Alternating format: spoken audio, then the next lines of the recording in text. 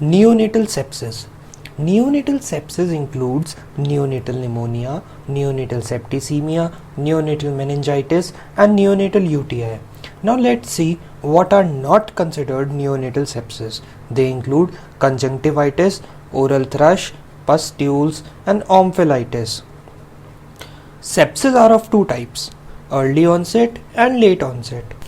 Early onset of sepsis is defined as onset less than 72 hours of birth, source being maternal genital tract or local delivery area, and most common disease in baby occurring here is neonatal pneumonia. Now coming to late onset, it is defined as onset more than 72 hours of birth, source being hands of caretaker or local nursing environment. Most common disease seen here is neonatal meningitis. Now let's study risk factors of neonatal sepsis. As can be seen with the help of this animated picture, the risk factors are preterm LBW, IUGR, high-grade maternal fever during labor, maternal chorioamnionitis, prolonged rupture of membrane that is more than 24 hours. Let's move ahead. Etiology of neonatal sepsis. Neonatal sepsis mainly occurs due to bacterial infection. It is important to note that most common organism infecting neonate differ widely at world level and in India. As can be seen here, in the world, most common cause of sepsis is group B streptococcus or Strep A galacti, and then E. coli, and then Klebsiella in neonates. Whereas in India, the most common cause of neonatal sepsis is Klebsiella, followed by Staph aureus, then Pseudomonas, and then E. coli. Let's see the clinical features. Clinical feature of neonatal sepsis can be divided into two broad categories: non-specific and specific.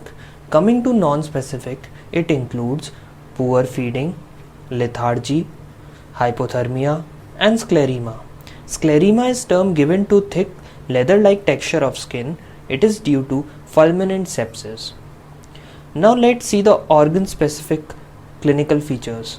Respiration may include tachypnea, chest retraction, and or cyanosis.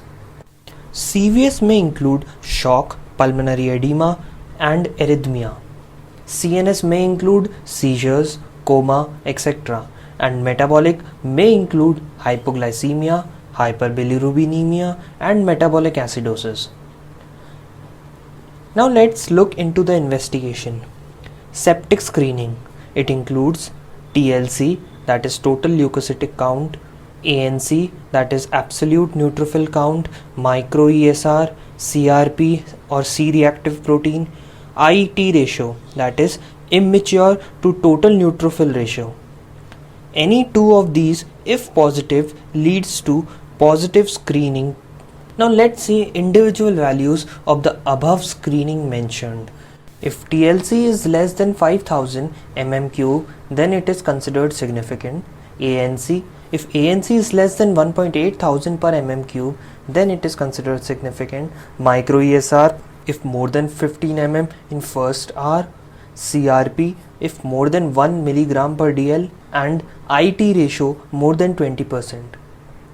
Other investigation includes blood culture, which is considered as the gold standard investigation in sepsis, lumbar puncture, done in the cases of suspected meningitis, chest X-ray is done if pneumonia is suspected, and serum prolactin, which tells about the degree and the presence of septicemia. Finally, let's come to the treatment. The treatment of neonatal sepsis is done by empirical IV antibiotics. As can be seen here, administration is based upon mode of spread of infection. If acquired through community, then we give combination of ampicillin and gentamicin. If in this we find meningitis also, then we add cefotaxime. If the infection is nosocomial with low chances of resistance, then we give combination of cefotaxime with amikacin with or without cloxacillin.